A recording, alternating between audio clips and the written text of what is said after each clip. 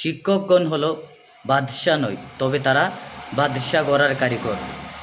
তারা মানুষদেরকে মনুষ্যত্ব শেখায়, তারা মানুষদেরকে মানবাধিকার শেখায়, তারা মানুষকে সভ্য হয়ে কিভাবে চলতে হয়, একটি জাতি কিভাবে সভ্য হয়ে চলতে হয়, কাকে সভ্যতা বলে সেটা শিক্ষা দেয়। যদি মা বাবা এবং শিক্ষককে আপনি এক লাইনে দাঁড় করান, তাহলে আপনাকে অবশ্যই শিক্ষকের মর্যাদাটি আগেই দিতে হবে। কারণ একজন মা বাবা একটা সন্তান জন্ম দিতে পারে, কিন্তু তাকে মানুষ করতে পারে না। একটি মানুষ করতে হলে অবশ্যই তাকে একজন উস্তাদের শরণাপন্ন হতে হয়।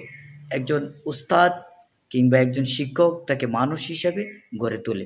সমাজের মধ্যে এমন অনেক মানুষ রয়েছে যাদেরকে আমরা মানুষ বলে অবহিত করি, কিন্তু তাদের চলাফেরা, তাদের কৃতকর্ম এতটা জঘন্য যে মানুষ এই দোয়া করে সে যদি এই দুনিয়া থেকে বিদায় নিয়ে পরপারে চলে যেত, তাহলে মানুষ হয়তো শান্তিতে বসবাস করত।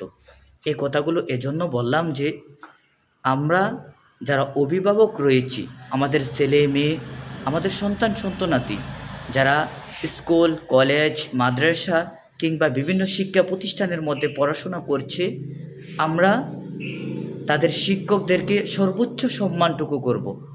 অনেক সময় দেখা যায় যে একটা শিক্ষা প্রতিষ্ঠানের মধ্যে ঢুকে শিক্ষক ছোট হওয়ায় কিংবা অভিভাবক থেকে শিক্ষকের যোগ্যতা কম হওয়ায় সে শিক্ষককে সে তার ছেলে মেয়ে কিংবা ওই শিক্ষকের ছাত্রর কাছে তার নাম ধরে ডাকছে, কিংবা তাকে হেয় প্রতিপন্ন কিংবা বিভিন্ন নিম্ন শ্রেণীর ভাষা ইউজ করে তাকে ডাকছে কিংবা তার সাথে কথা বলছে, যার ফলশ্রুতিতে আপনার যে সন্তান রয়েছে, ওই শিক্ষকের যে ছাত্র রয়েছে, সে ছাত্র কখনো সে শিক্ষক থেকে ভালো কিছু আশা করতে পারে না।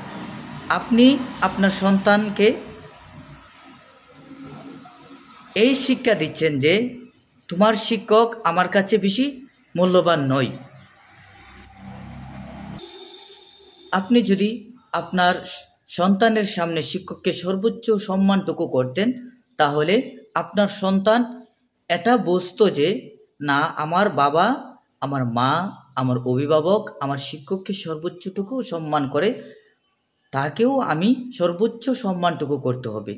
বর্তমানে ছাত্রছাত্রীরা মানুষ হচ্ছে না, এর এক নাম্বার কারণ হলো দিন দিন শিক্ষকের সাথে ছাত্র সম্পর্ক দূরে চলে যাচ্ছে। তাদের মধ্যে যে একটা ভালোবাসার বন্ধন ছিল, সেটি দিন দিন দূরে চলে যাচ্ছে। ছাত্ররা শিক্ষকের সাথে বেয়াদবি করছে। এর একমাত্র কারণ হলো তার মা বাবা তাকে আদব শিক্ষা দেয় না, কিংবা তার মা বাবা যে শিক্ষক রয়েছে সে শিক্ষকের সাথে সর্বোচ্চ ভালো ব্যবহার করে না। তাই আসুন আমরা আমাদের ছেলে মেয়ে কিংবা আমাদের যারা অধীনস্থ রয়েছে তাদের শিক্ষকগণের সাথে আমরা সর্বোচ্চ ভালো ব্যবহার করার চেষ্টা করব ইনশাআল্লাহ।